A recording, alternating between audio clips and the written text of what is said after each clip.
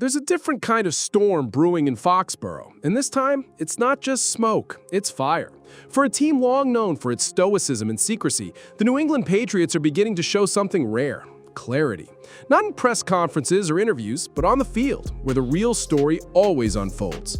After years of retooling and waiting for the next cornerstone to emerge, this Patriot training camp has quietly shifted from routine evaluations to a full-blown transformation, and almost no one outside the facility saw it coming. It's not a single player driving the change. It's not a quarterback duel or a flashy new scheme. It's the tone, the structure, the quiet urgency in how they're operating.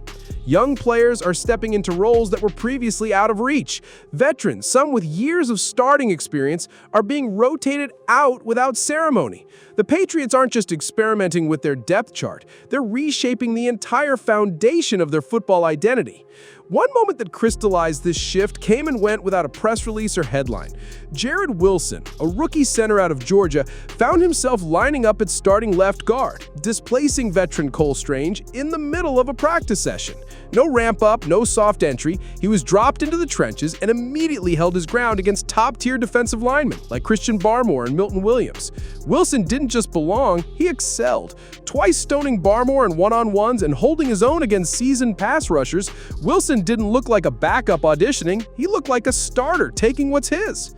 Even more telling was how the coaching staff reacted. While many expected Wilson to slide in at center after Garrett Bradbury limped off the field, the Patriots did something unexpected. They kept Wilson at guard and began shuffling other names, like Brown and Strange, into the center rotation instead. That decision was loud without saying a word. It said this wasn't a depth experiment. It was a long-term piece being moved into place, a new anchor for an offensive line that suddenly feels younger, hungrier, and far more fluid.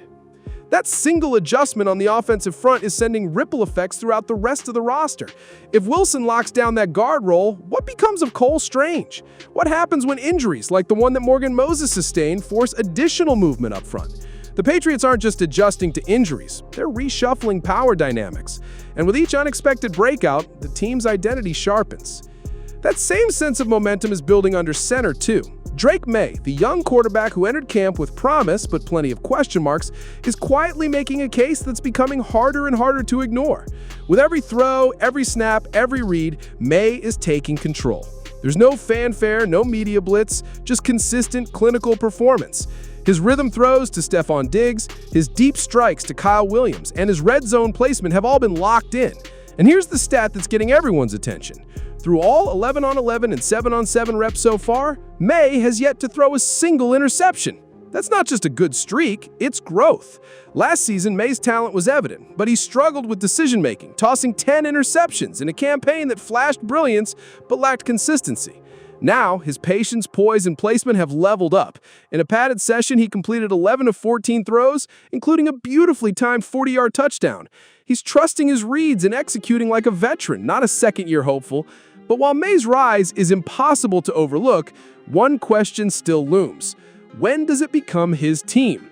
The Patriots are at a crossroads. Do they let May ride this momentum into the preseason opener, or do they slow play the transition, protecting their young asset for the regular season? Every clean rep, every laser into tight coverage makes that decision more complicated, and injuries across the roster might just speed up the timeline.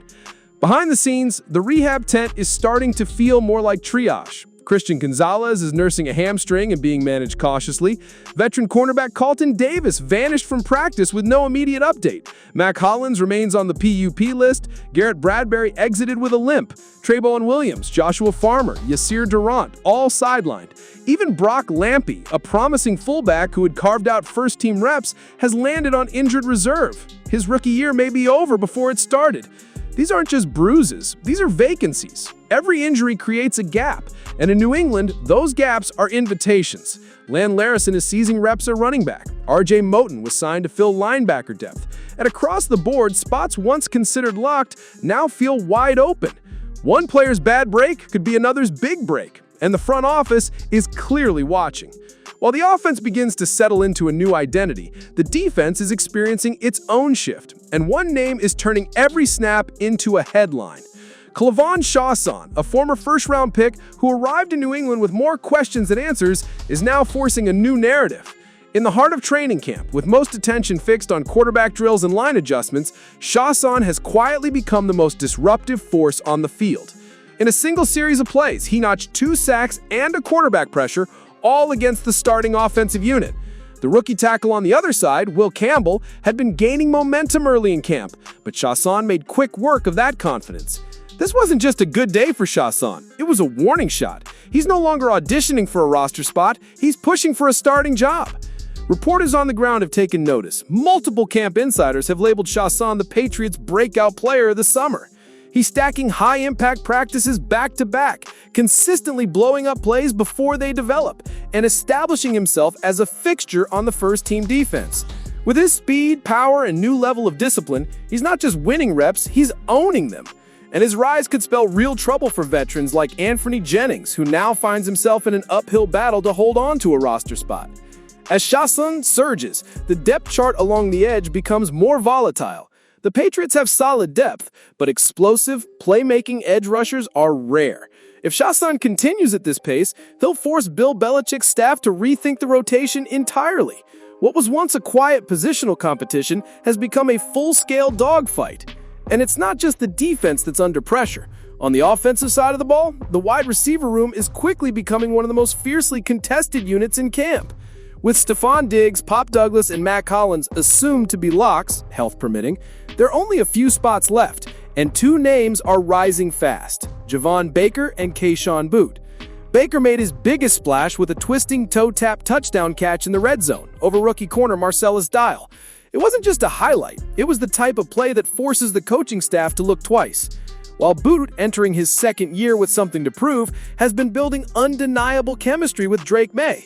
He capped off a recent practice with a clutch touchdown, connecting with May in stride through tight coverage to close the session. These moments are happening under pressure, in full pads, against starting-level defenders. They're not flukes, they're auditions for survival. The math here is brutal. 7 wideouts won't fit on the 53-man roster. Jalen Polk, who once viewed as a strong candidate, has missed time and now finds himself falling behind. With Baker flashing and Boutte coming on strong, the packing order could change again before joint practices even begin. It raises a very real question. Do the Patriots bet on youth, upside, and chemistry, or do they bring in a veteran presence to stabilize the unit? Everything that's happening in Foxborough right now points to one truth. The Patriots aren't bluffing, they're moving.